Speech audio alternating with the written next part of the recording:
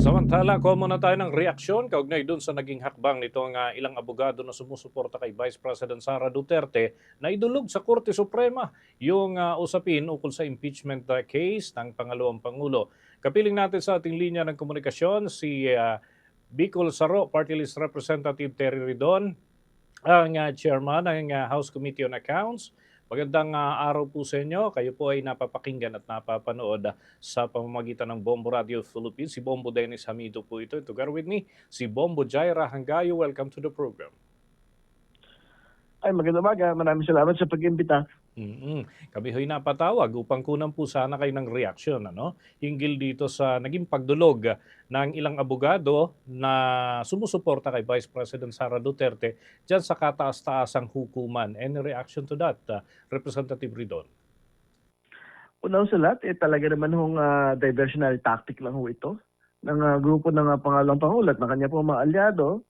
Kasi sa totoo lang naman ho, una, wala hong legal standing. Ito pong mga abogado at alyado lang ng pangalawang Pangulo para i-question po ito pong proceedings ng House Committee on Justice. Yung pong ginagawa ho natin, ito po ay nasa ilalim po ng mga kapangyarihan ng pagkakaroon ng pagdinig na nakalagay sa ilalim po ng 1987 Constitution at ng ating pong House Rules on Impeachment, na talaga pwede magkaroon ng kapangyarihan na magsabina ng mga dokumento. Katulad po naman sinasabina ho nating mga SALN, tax documents, corporate documents po ng pangalawang Pangulo at ng kanila pong mga kumpanya. Di ba kayo nababahala na maulit na naman yung nangyari nung nakalipas na impeachment case na nauwi sa technicalities and later on ay hindi na nakausad hanggang dun sa panig ng Senado para ito ay maisalang sa trial?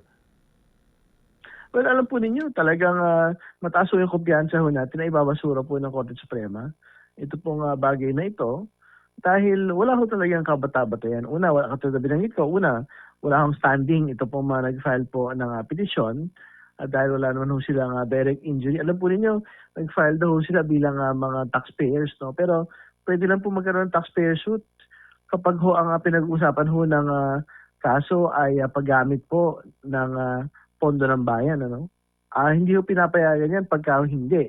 Alam naman natin na impeachment, hindi naman ho yan nag-involve ng pondo ng bayan, kundi isang constitutional po na proseso. So, tingin ho natin on any point, talaga pong mababasura po itong panawagan ng mga abogado po ng pangalawang Pangulo. Ang akin nung katandem si Bombo Jaira, may tanong din po para sa inyo. Bombo Jaira? Okay, sa ibang usapin naman tayo, Representative, naisimraman ng ating mga listeners and viewers kasi may mga lumabas na ulat na lifted na itong freeze order ukol sa accounts ng mga dawit sa flood control scandal. Ano po yung mga nakikita ninyong hakbang upang hindi mawala ang mga salaping sangkot sa iskandalo? Pero sila talagang dapat mataas yung kalidad ng mga ebidensya, para magtuloy-tuloy po talaga yung continuing freezing nito po accounts ng mga sangkot po sa flood control scandal. Kasi kailangan po talaga magkaroon po ng batayan para magkaroon po ng continuing hold dito po sa mga accounts po na ito. So, mas panawagan po talaga yan doon sa Ombudsman at doon pa ho sa Department of Justice na dapat kompletong-kompleto po yung po mga dokumento na isinisumito po natin sa mga korte para talaga pong tuloy-tuloy yung pong preservation nito pong mga ebidensya at yung pong pagkaka-freeze nitong pong assets ng mga sangkot sa flood control scam.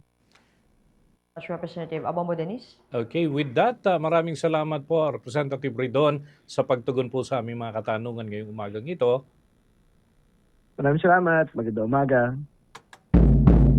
Mga kabombo at mga Kastar Nation, nakausap po natin ang kinatawan mula sa party list group na Bicol Saro, si Representative Terry Ridon. Siya rin ho ang chairman ng House Committee on Public Accounts dyan sa Kamara de Representantes.